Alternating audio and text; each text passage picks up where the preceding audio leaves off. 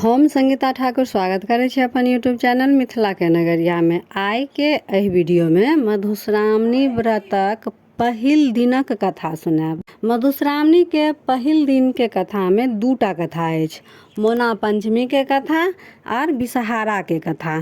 तो पहले सुनू मौना पंचमी के कथा। एक दिन एक बूढ़ी स्नान हेतु धार गेली। ओ ओतऽ देखलखिन जे धार में चिकनी पात पर किछु लहलहाय छल।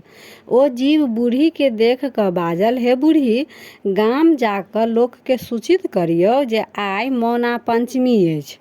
आइ लोक 5 छाक चिकनी माटि आनि घर आंगन पवित्र सँ नीप कऽ तेल कूर लगा स्नान कऽ आंगन में चिकनी माटि के 5टा थुम्मा बनाबथि। ताहि में सिंदूर पिठार लगा ऊपर से दूबि साटि देती। नव बासन में खीर घोर चाउर रान्हती। विषहारा के पूजा कऽ हुनका दूध लाबा चढ़ाबती आ खीर घोर चाउर रान्हती। विषहारा के पूजा कऽ हुनका दूध लाबा चढ़ाती आ खीर जौर उसरगती। झौआ नेबो, आमक पखुआ, आमतौआ दारिम, नीमक पात, नेंगरा कूस आ धामिक पात आदि चढ़ाबती। ई सब केला के बाद आइ सब कियो तितकोल खा खीर घोर चाउर खाती।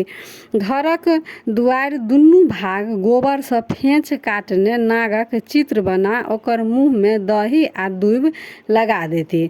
जे केओ एहि तरहे पाबनि करती तिनका सब प्रकारक कल्याण हेतनि आ जे एना नहि करती तिनका हानि हेतनि। बूढ़ी नहा कऽ आंगन एली तऽ गाम में सबके कहि देलखिन।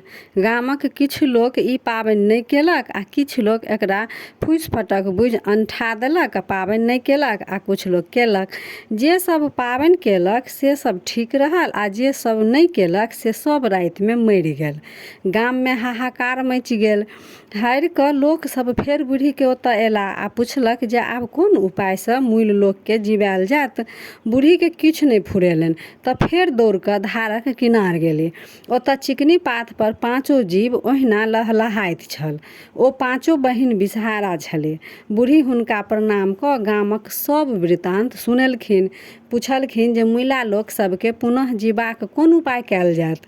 विषहारा कहलखिन जे पहिने तऽ हमरा अनुसार ओ सब पाबनि नहि केलक तैं सब मरि गेल।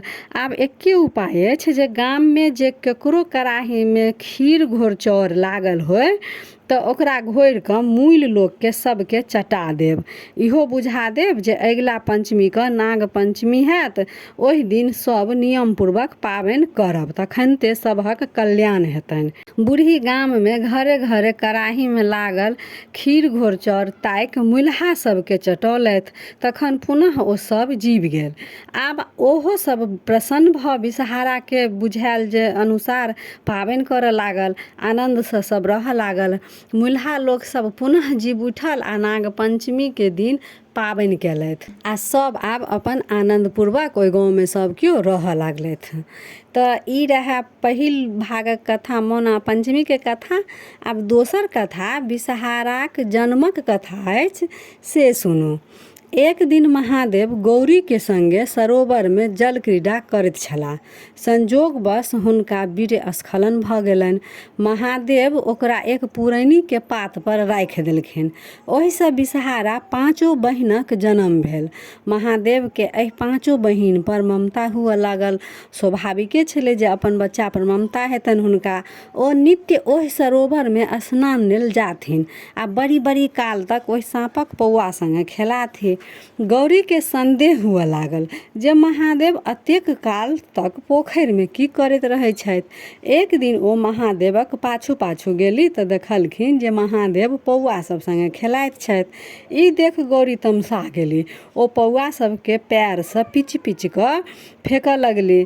महादेव मना केलथि जे ई सब मारबाक पात्र नहि छी। ई सब अहाँ के बेटी अछि। ई सब अनेको कष्ट दूर करत आ कहियो अहूँ के उपकार करत। मृत्यु भुवन में सावन मास में एकरा सभक पूजा हैत। जे एहि 5 बहिनक पूजा करत तकरा साँपक डर नहि रहत। ओ धन्य धान सँ पूर्ण हैत आ ओकरा सब तरहे कल्याण हेतै। हम एहि 5 बहिनक नाम रखने छी जया, बिषहरी, शामिलबरी, देव आ दोतिली। महादेव एहि तरह विषहारा के पाँचों बहिन के नाम रखलखिन। तऽ ई रहा विषहारा के जन्मक कथा। मधुश्रावणी के पहिल दिनक कथा जे दूटा कथा छलहुँ एहि वीडियो में देलहुँ। आब दोसर दिनक कथा जे अछि से अगला वीडियो में देब। तऽ फेर उपस्थित होइ छी दोसर दिनक कथा लऽ कऽ। तब तक जय मिथिला।